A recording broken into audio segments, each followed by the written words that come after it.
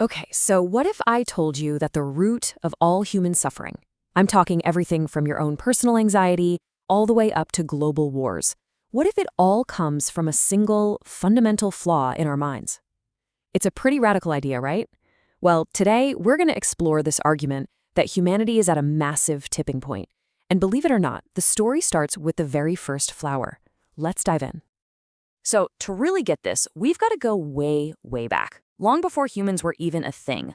We're talking about a quiet but absolutely pivotal moment in our planet's history, a moment that literally planted the seed for a completely new kind of awareness. I mean, just picture it. For millions and millions of years, the planet was pretty much just green. Lots of plants, ferns, that kind of thing.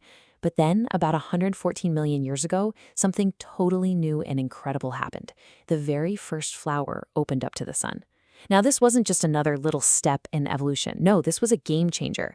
For the first time ever, a life form expressed something that had nothing to do with pure survival. It was beauty, just for the sake of being beautiful. And you see, this moment was so much more than just, plant evolution. Think of these flowers as a kind of bridge. They were hinting that there's more to life than just the physical struggle, right? More than just eat, sleep, survive. They awakened a whole new potential in consciousness, this ability to see and feel joy and love and beauty for things that don't serve any practical survival purpose. They were like a little clue to a deeper, formless reality that's always been there. Okay, but hold on.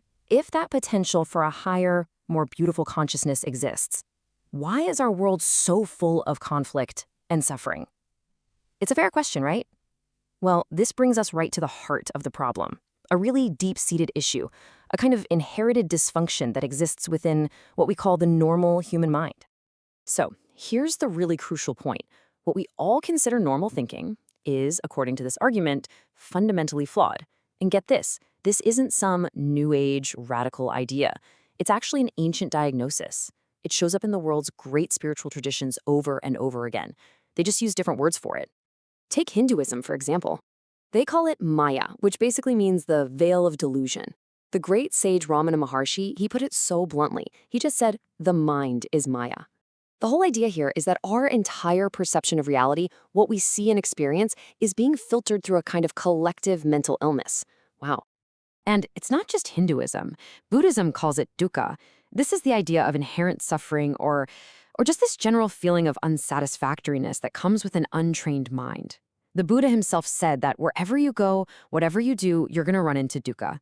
It's presented as this fundamental constant of just being human. Then you have Christianity and the concept of original sin. Now, this term gets misunderstood all the time, but its original Greek meaning was actually pretty simple. It just meant to miss the mark, like an archer who misses the target. It's about missing the whole point of human existence, and because of that, creating suffering. So there you have it, 3 totally different traditions, all pointing to the exact same diagnosis. So, okay, this is all interesting philosophy, but what does this dysfunction actually look like in the real world? Because this isn't just some abstract idea. Oh no, its consequences are literally written in blood all across human history.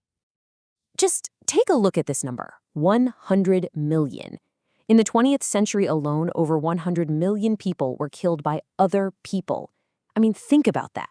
This isn't from earthquakes or floods. This is from intentional acts fueled by fear, by greed, by ideology, all the symptoms of this collective madness we're talking about.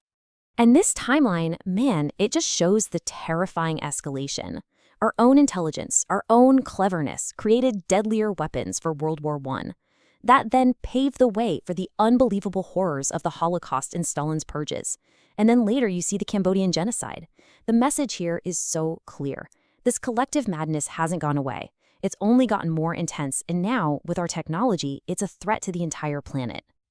So, all of this brings us right here, to this moment, a critical turning point, because the very same dysfunction that's driven our entire history of violence is now threatening our very survival as a species, and it's forcing us to make a really, really stark choice. And here it is. Here's the choice, laid out plain and simple. On one side, you have the old way, the egoic mind. It's trapped by fear, by greed, and it's obsessed with physical form, with stuff, with status. But on the other side, there's a new consciousness that's starting to arise. a state of pure awareness that's connected to something much, much deeper. And we're not talking about a small tweak here. This is being presented as the next great leap in human evolution. Okay, so what exactly is this awakening? What does it mean? Well, first off, it is not about adopting a new religion or a new set of beliefs or some new ideology. It's something much, much more fundamental. It's a total shift in our actual state of being. See, this new consciousness isn't about believing new stuff. It's about discovering a part of yourself that exists completely beyond thought. It's like waking up from a dream, the dream that you are your thoughts, that you are your past. The absolute key is realizing that you are not that little voice in your head that never shuts up. You're the silent awareness that's listening to that voice. This is the core message that teachers like the Buddha and Jesus were trying to point to. And according to this idea, it is the necessary next step for all of us. And so that leaves us with this final, really challenging thought. Can we ever truly change the world if we don't first change our own minds? Because if the basic structures of the human mind stay exactly the same, well, we're just going to keep recreating the same world, right? The same evils, the same dysfunction over and over again, which means the only revolution that can ever truly last has to be an inner one.